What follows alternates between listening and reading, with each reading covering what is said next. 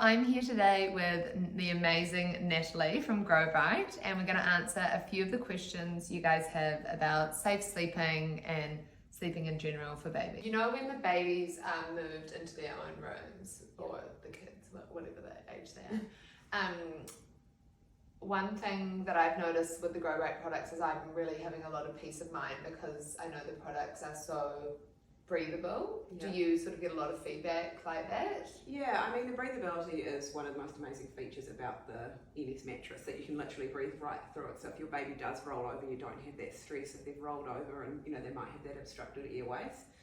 It's also really nice to know there's no nasties coming through it as well. So they're literally just, there's circulating air, which is great.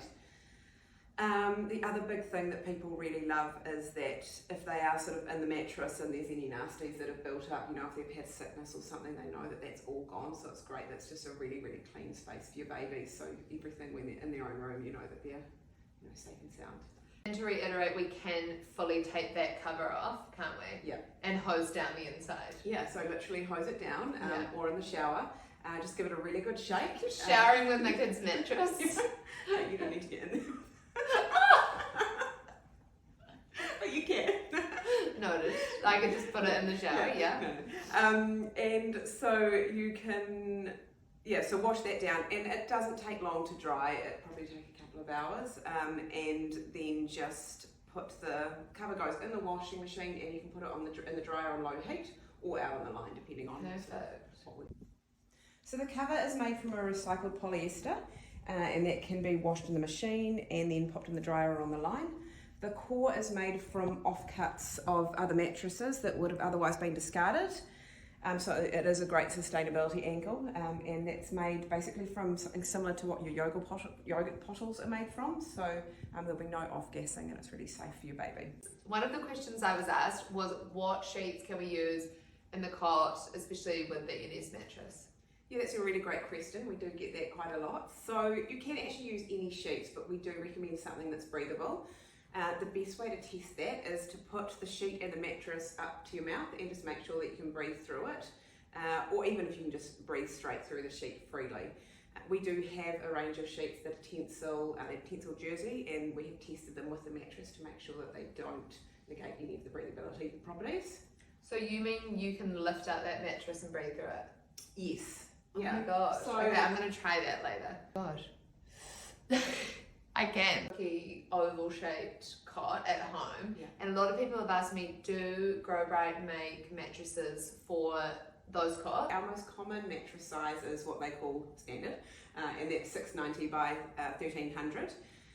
But we also do a long mattress, which often comes in the European cots, and then a wide mattress, which is a little bit more Australian based, but we get them both in New Zealand and Australia. And then of course we do the Stokey cot as well. So we do have quite a wide range. What we do suggest is look on our website. We have all the information on most cots and which mattress fits. So when and how do we introduce a pillow? Guidelines are really from 18 months to 2 years, but it is suggested not to have pillows in a cot, just from a safety perspective.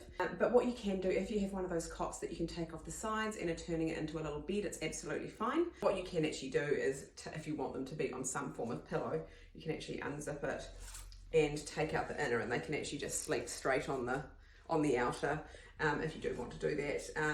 But what you'll find is they will just eventually start kind of moving onto it. If you don't have a pillow on the bed and wondering when to add one, I'll just do that later. You kind of start to work it out when they start putting their heads on toys and things. Big kids bed and the transition. Talk us through that. Yeah, so for transitioning your kids to the big kids bed, signs that they're ready is really that they're just finding that there's not enough room in the cot, can be hitting themselves on the side, or they're getting to an age that you either need the cot for another child, and you really can start thinking about that probably from 18 months, but probably I think from 2 years old is generally about right.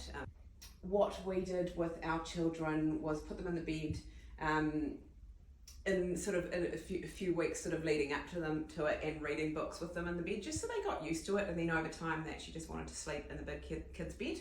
This is me. So what is the optimal temperature for your kids' room, and how do you sort of monitor that? Yeah, okay, good question. So What they say is, so I'm not an expert in this, but what they say is 18 to 21 is an optimal temperature for a baby to sleep in. It can be challenging because not everyone has heating, and trying to manage that can be hard. Lots of the monitors do have the temperature on them these days, which is really helpful. If your bedroom is colder, you really just need to layer them up, and if it's hotter, then take the layers off. From personal experience, I had Liam when he was born in January, and it was really hot, and I was a new mum, not really knowing. All I knew was that I had to put sort of a onesie on and then another one, and I was supposed to put merino on top, and he was sleeping, and it was really hot because it was January.